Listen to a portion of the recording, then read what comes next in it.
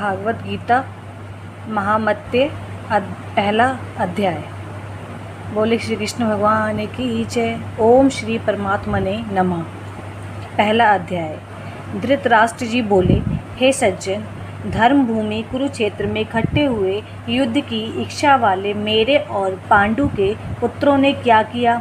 इस पर सज्जय बोले, उस समय राजा दुर्योधन ने व्यूहर रचना युक्त पांडवों की सेना को देखकर और द्रोणाचार्य के पास जाकर यह वचन कहा, हे आचार्य, आपके बुद्धिमान शिष्य द्रुपद पुत्र धृतराष्ट्र द्रुम द्वारा व्यूहकार खड़ी की हुई पांडवों पुत्रों की इस बड़ी भारी सेना को देखिए। इस सेना में बड़े बड़े धनुषों वाले युद्ध में भीम और अर्जुन के समान बहुत से शूरवीर हैं, जैसे सत्याकी और विराट तथा महारथी राजा द्रुपद और धृष्टकेतु, चेकितान और बलवान काशीराज, पुरोजित कुंतीभोज और मनुष्यों में श्रेष्ठ सैव्य और पराक्रमी युद्धामन्यु तथा बलवान उत्तमौजा, सुभद्रा पुत्र अभिमन्यु और द्रौपदी के पांचों पुत्र, ये सभी महारथी हैं। हे ब्राह्मण श्रेष्ठ, हमारे पक्ष में भी जो जो प्रधान है उनको आप समझ लीजिए। आपके जानने के लिए मेरी सेना के जो जो सेनापति है उनको कहता हूँ।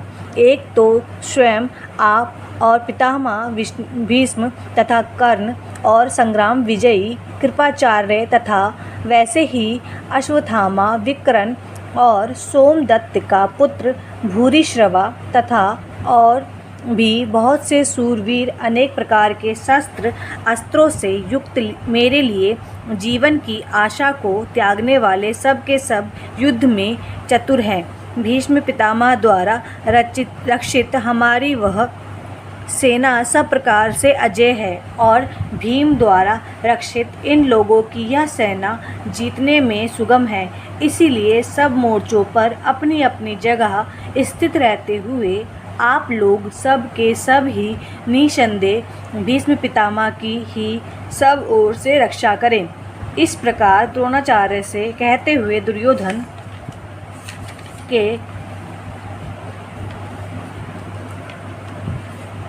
वचनों को सुनकर कौरवों में वृद्ध बड़े प्रतापी पितामह भीष्म ने उन दुर्योधन के हृदय में हर्ष उत्पन्न करते हुए उच्च स्वर से सिंह की नाद के समान गरजकर शंख बजाया। उसके उपरांत शंख और नगारे तथा ढोल, मृदंग और नरसिंहादि बाजे एक साथ ही बजे। उनका वह शब्द बड़ा भयंकर हुआ। उसके अनंतर सफ़ेद घोड़ों से युक्त उत्तम रथ में बैठे हुए श्री कृष्ण महाराज और अर्जुन ने भी अलौकिक शंख बजाए। उनमें श्री कृष्ण महाराज ने पांचजन्य नामक शंख और अर्जुन ने देवदत्त नामक शंख बजाया। भयानक कर्म वाले भीमसेन ने पौंड्रू नामक महाशंख बजाया। कुंती पुत्र राजा युधिष्ठिर ने अनंत विजय नामक शंख और नकुल और सहदेव ने सुघोष और मणिपुष्पक नाम वाले शंख बजाए। श्रेष्ठ धनुष वाले काशीराज और महारथी श्रीखंडी और धृष्टद्रुम तथा राजा विराट और अजय सात्यकी तथा राजा द्रुपद और द्रौपदी के पांचों पुत्र और बड़ी भुजा वाले सुभद्रा पुत्र अभिमन्यु, इन सब ने हे राजन अलग अलग शंख बजाए। और उस भयानक शब्द ने आकाश और पृथ्वी को भी शब्दमान करते हुए धृतराष्ट्र पुत्र को हृदय विदीर्ण कर दिए। हे राजन, उसके उपरांत कपिध्वज अर्जुन ने खड़े हुए धृतराष्ट्र पुत्रों को देखकर उस शस्त्र चलने की तैयारी के समय धनुष उठाकर ऋषिकेश श्री कृष्ण महाराज से यह वचन कहा, हे अच्युत, मेरे रथ को दोनों सेनाओं के बीच में खड़ा करिए, जब तक मैं इन स्थित हुए युद्ध की कामना वालों को अच्छी प्रकार देख लूं कि इस युद्ध रूप व्यापार में मुझे किन किन के साथ युद्ध करना योग्य है। दुर्बुद्धि दुर्योधन का युद्ध में कल्याण चाहने वाले जो ये राजा लोग इन सेनाओं में आए हैं, उन युद्ध करने वालों को मैं देखूंगा। संजय बोले, हे धृतराष्ट्र, अर्जुन द्वारा इस प्रकार कहे हुए महाराज श्री कृष्ण चंद्र ने दोनों सेनाओं के बीच में भीष्म और द्रोणाचार्य के सामने और संपूर्ण राजाओं के सामने उत्तम रथ को खड़ा करके ऐसे कहा कि हे पार्थ, इन इकट्ठे हुए कौरवों को देख। उसके उपरांत प्रथापुत्र अर्जुन ने उन दोनों ही सेनाओं में स्थित हुए पिता के भाइयों को, पितामहों को, आचार्यों को, मामों को, भाइयों को, पुत्रों को, पौत्रों को तथा मित्रों को, ससुरों को और सुहद्रों को भी देखा। इस प्रकार उन खड़े हुए संपूर्ण बंधुओं को देखकर वे अत्यंत करुणा से युक्त हुए। कुंती पुत्र अर्जुन शोक करते हुए यह बोले, हे कृष्ण,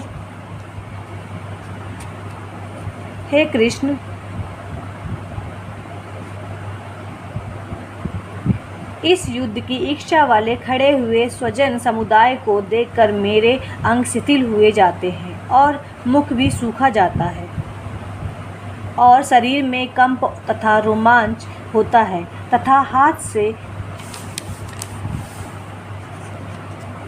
गांडीव धनुष गिरता है और त्वचा भी बहुत जलती है तथा मेरा मन भ्रमित सा हो रहा है। इसीलिए मैं खड़ा रहने को भी सामर्थ्य नहीं हूँ। हे केशव, लक्षणों को भी विपरीत ही देखता हूँ तथा युद्ध में अपने कुल को मारकर कल्याण भी नहीं देखता। हे कृष्ण, मैं विजय नहीं चाहता और राज्य तथा सुखों को भी नहीं चाहता। हे गोविंद, हमें राज्य से क्या प्रयोजन है अथवा भोगों से और जीवन से भी क्या प्रयोजन है, क्योंकि हमें जिनके लिए राज्य, भोग और सुखादि इच्छित है वे ही यह सब धन और जीवन की आशा को त्याग कर युद्ध में खड़े हैं, जो कि गुरुजन, ताऊ, चाचे, लड़के और वैसे ही दादा, मामा, ससुर, पोते, साले तथा और भी संबंधी लोग हैं। इसीलिए हे मधुसूदन, मुझे मारने पर भी अथवा 3 लोक के राज्य के लिए भी मैं इन सबको मारना नहीं चाहता। फिर पृथ्वी के लिए तो कहना ही क्या है। हे जनार्दन, धृतराष्ट्र के पुत्रों को मारकर भी हमें क्या प्रसन्नता होगी। इन आतताइयों को मारकर तो हमें पाप ही लगेगा। इससे हे माधव,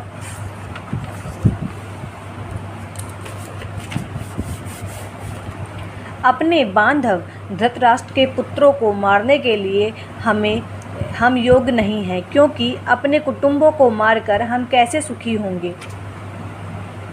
यद्यपि लोभ से भ्रष्ट चित्त हुए ये लोग कुल के नाशकृत दोष को और मित्रों के साथ विरोध करने में पापों को नहीं देखते, परंतु हे जनार्दन, कुल के नाश करने से होते हुए दोष को जानने वाले हम लोगों को इस पाप से हटने के लिए क्यों नहीं विचार करना चाहिए। क्योंकि कुल के नाश होने से सनातन कुल धर्म नष्ट हो जाते हैं। धर्म के नाश होने से संपूर्ण कुल को पाप भी बहुत दबा लेता है तथा हे कृष्ण, पाप के अधिक बढ़ जाने से कुल की स्त्रियां दूषित हो जाती हैं और हे वाष्णेय, स्त्रियों के दूषित होने पर वर्ण संकर उत्पन्न होता है और वर्ण संकर कुल घातियों को और कुल को नरक में ले जाने के लिए ही होता है।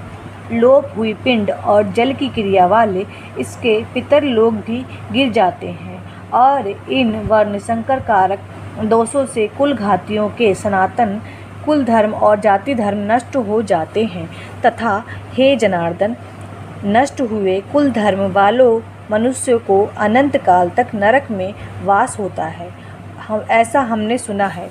अहो, शोक है कि हम लोग बुद्धिमान होकर भी महान पाप करने को तैयार हुए हैं, जो कि राज्य और सुख के लोभ से अपने कुल को मारने के लिए उद्यत हुए हैं।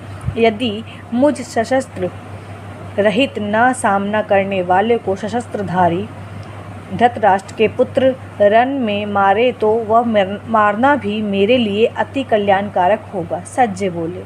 रणभूमि में शोक से उद्विग्न मन वाले अर्जुन इस प्रकार कहकर वानरथ सहित धनुष को त्याग कर रथ के पिछले भाग में बैठ गए।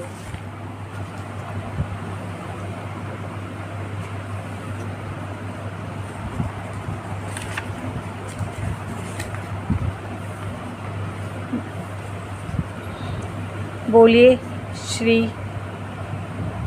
कृष्ण भगवान की जय। प्रथम अध्याय समाप्त।